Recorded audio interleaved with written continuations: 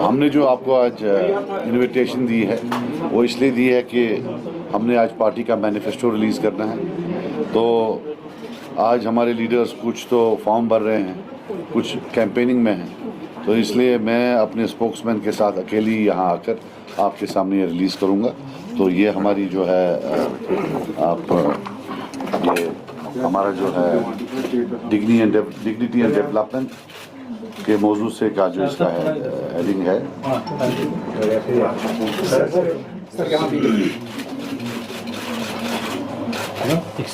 को मिलेगी, ये बुकलेट मिलेगी और पीडीएफ भी मिलेगी।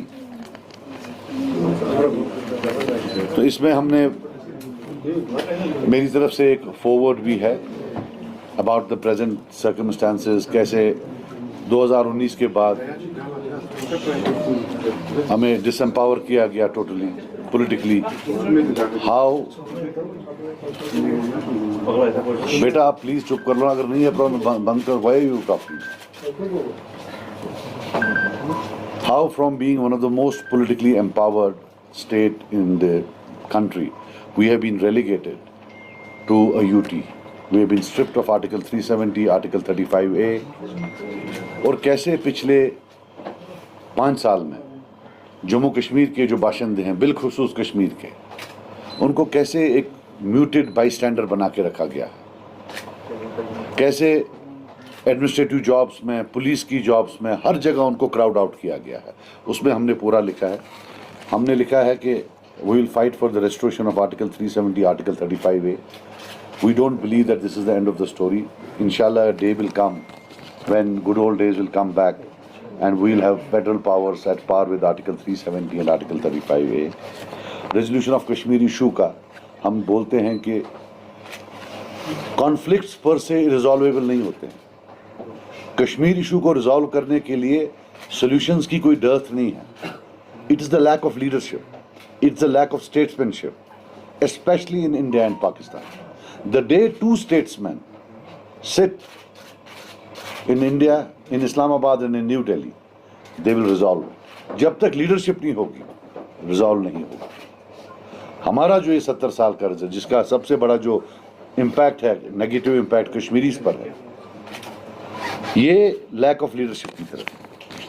So this is the resolution which we resolve and we will try to present in the assembly. Then another resolution will be probe into rigging of 1987 elections. हमारा ये कोई, it is not our intention to make 87 an election issue, मगर 87 की rigging के बाद violence I, और जितने भी पॉलिटिकल प्रिजनर्स आज हैं, चाहे कोई भी, चाहे किसी को उम्र कैद लगी हो और सरकार फिर फांसी की सज़ा के लिए कोर्ट के पास गई हो, या जो बाकी हैं 35 साल, 40 साल, 42 साल, अनएंडिंग जेल टर्म्स, और ये हंड्रेड्स ऑफ देम, जब तक इसमें एक जुडिशल कमीशन ना बैठे और जब तक ये पूरा प्रूव ना किया जाए, या जब तक वो कमीशन की फाइंडिंग्स में ये पता ना चले कि कैसे 87 is the root cause of all this, तब तक सरकार शायद कोई ह्यूमैनिटेरियन व्यू नहीं ले सकती है। ये लोग बेचारे उम्र भर जेल में रहेंगे, they will probably die in jail. So we can't totally forget about a huge section of people who are rotting in jails. फिर ये जो पिछले इलेक्शन में मैंने कैंपेन इशू बनाया था, आज भी बनाएंगे, कि कैसे अगर पूरे बड़े खानदान में किसी एक इंसान ने कभी अलहदी की पसंद थॉट नरिश किया हो, कैसे उनके पूरे खानदान को ब्लैकलिस्ट किया जाता है, और जो पुलिस वेरिफिकेशन सर्टिफिकेट्स हैं वो एडवर्स दी जाती हैं। पहले तो था, पहले आयामों में पासपोर्ट डिनाई करते थे, अब अगर प्रमोशन है उसमें भी माना जाता है। And we believe that getting police certificate for everything, promotion है तो पुलिस वेरिफिकेशन सर्टिफिकेट लाओ, नौकरी है तो पुलिस वेरिफिकेशन सर्टिफिकेट लाओ, बाकी जगह तो मुल्क में है नहीं। How can you specifically target Kashmiri? और इसमें जितना भी इम्पैक्ट पड़ता है कश्मीर में ही पड़ता है, जम्मू में तो कोई एडवर्स आती नहीं है ये। फिर जो डेमोलिशन या जो वो रिट्रीव कर रहे थे गवर्नमेंट लैंड, वी वेलकम, जहाँ बड़े 100 कनाल हो, 50 कनाल हो, आप लें, लेकिन जो गरीब 1.5 कनाल या आधे कनाल में बैठा है, उसका जो डेमोलिशन हुआ, उसको हम कंडेम करते हैं। एंड वी बिलीव कि जितने भी लोग बिलखुसूस रूरल सेटिंग्स में, ड्वेलिंग्स में हैं, घर में बैठे हैं, या सिटी में आधा कनाल, पौना कनाल, 1-2 कनाल, वी बिलीव अगर वो गवर्नमेंट लैंड पर हैं, उन्हें मकान बनाए हैं, गवर्नमेंट का जॉब नहीं होता है घर तोड़ना, गवर्नमेंट का जॉब होता है घर बसाना। वी बिलीव कि जितने भी लोग हैं जिनका इन्हें लिस्ट बनाया है, that should be transferred into their names. The government ओज इट टू देम। गवर्नमेंट जब बीपीएल के लिए पैसा देती है, जब वो हाउसिंग के लिए पैसा देती है, तो how can they dethrone them? क्यों जी आपने आधा कनाल लैंड पकड़ा हुआ है गवर्नमेंट का। So we believe it should be transferred into their names, जो इतने से 50 साल 60 साल से घर बनाकर वहाँ बैठे हुए हैं। फिर रिहेबिलिटेशन ऑफ कॉन्फ्लिक्ट विक्टिम्स हैं, फिर जो ड्रैकोनियन लॉज हैं, PSA and other things, those we believe they should never have been part of a civilized society. They should never ever have been here in the first place. और जो हर form of decent को criminalize किया गया है, we believe that that needs to be decriminalized. और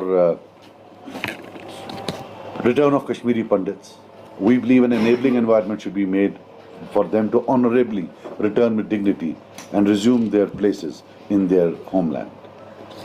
Reintegration, जो जिन लोगों ने बंदूकें उठाई थी या जिन्होंने सिस्टम को चैलेंज किया था, you can't punish them for all their lives.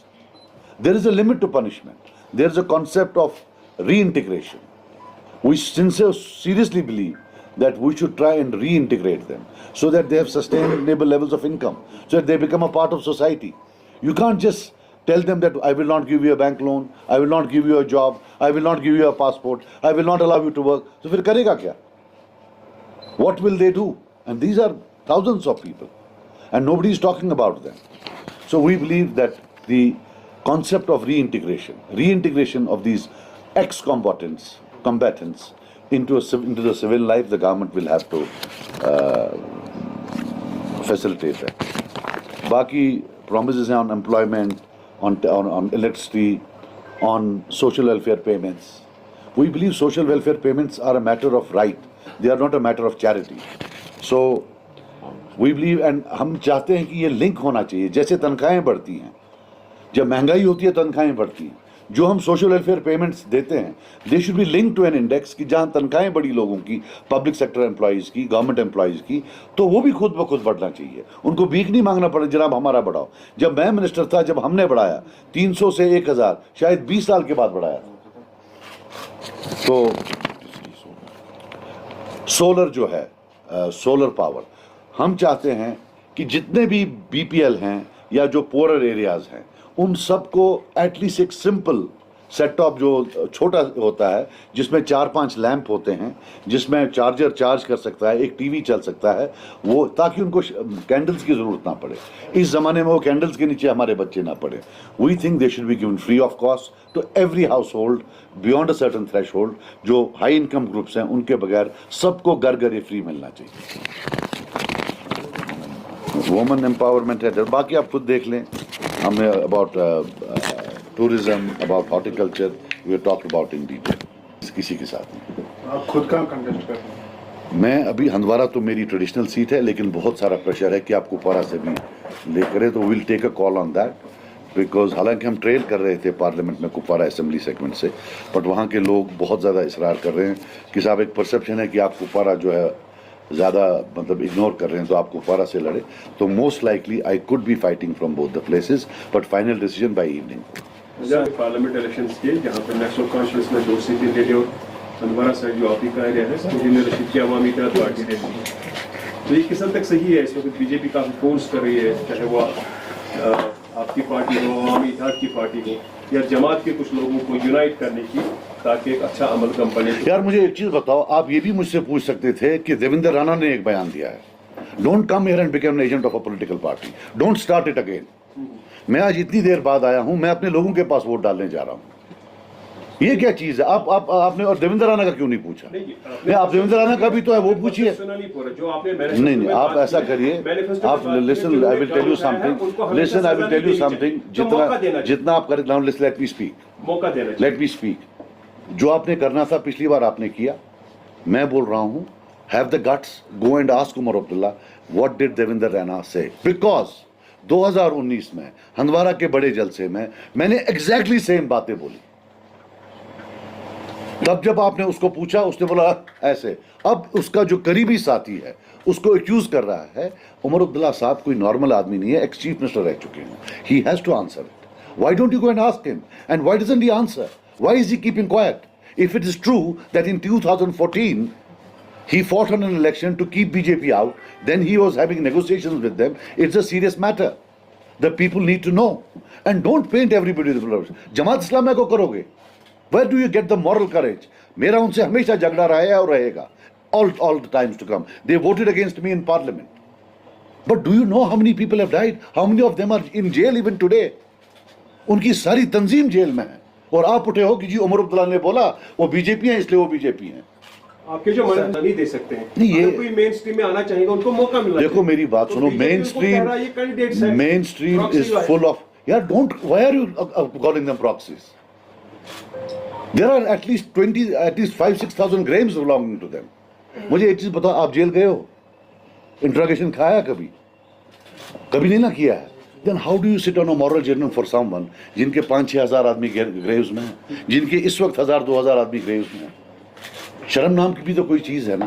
खुद तो आप करते नहीं हो, अब जो कोई कश्मीरी वहां करता है उसको लेबल करते हो। Are you telling me that anybody who enters main stream space is a collaborator? Is this what you are saying? आप मुझे बताओ, इंडिपेंडेंस को भी आप कोलैबोरेटर बना रहे हो। आप बोल रहे हो इंजीनियर भी कोलैबोरेटर है, जमात भी कोलैबोरेटर है, सब कोलैबोरेटर हैं। तो क्या वो उमर अब्दुल्ला साहब आप फिर वही खुद एक कैंडिडेट एनसी का उठाएं, दूसरा भी एनसी का ही उठे, वो आपस में ही खेले, बाकी सब कोलैबोरेटर्स बाहर जाएंगे? अभी तो कह रहा है हर किसी का हक है। हाँ, तो we are not saying that. चलिए, Jalandhar was won by Congress, right? Jalandhar parliament seat was won by Congress and I think the poll was held on 20th of May or whatever. Jalandhar assembly segment, Congress was at, I think, second place. First place was BJP. BJP got 45,000. Second place was Congress. I think they got 40. Numbers might be wrong. Third place was Aam Aadmi Party. They got 18,000. एक महीने के बाद by election हुआ। आम आदमी party ने 52 लिए, BJP 18 पर आई और कांग्रेस 15 पर आई। सो बेटा, ये जो इलेक्शंस होते हैं या वोटिंग ट्रेंड्स होती हैं, they are not for all times to come. But do you have National Conference and Congress and PDP also? They are using former militants for their elections and to win the seats from different positions. Ram Madhav is not a child. Yeah. Ram Madhav knows that there is 99.9% Muslims here and BJP is seen as an anti-Muslim party. His statements are there to benefit PDP and NC. I will pay him 1 lakh rupees per statement. मेरे खिलाफ एक statement रोज दे। मुझे समझ नहीं आ रही है, क्या वो बच्चे हैं? These statements are meant to maintain status quo. ये सब झूठ है, जो आपको दिख रहा है वो नहीं है। इनके पास सरकार है, अगर कोई ऐसी चीज है तो एक्शन लें। एवरी डे जो इनका बयान होता है is meant to help them, nothing else. I see a total, because punching bags तो हैं, इंडिपेंडेंस भी पंचिंग बैग्स। आप ये देख लीजिए, जितने भी एक्स सेपरेटिस्ट हैं, जितने भी वो लोग हैं जो जेलों में गए हैं, उनको आज ब्रांड किया जा रहा है। इंडिपेंडेंट्स हैं, जेल गए हैं, ब्रांड कर दो। सजाद लोन है, जेल में रहा है, बाप सेपरेटिस्ट था, ब्रांड कर दो। जमात इस्लामिया है, ब्रांड कर दो। बाकी कोई ताकतें हैं, ब्रांड कर दो। जो ये दो हैं जो उम्र भर मेन स्ट्रीम थे, जिन्होंने जेल डालवाने में, कत्ल करवाने में हर जगह रोल लिया है, ये दो बड़े दूध के धुले हुए साफ लोग हैं। और रोज बीजेपी देती है कि ये जी मिलिटेंट हैं, ये जी वो हैं।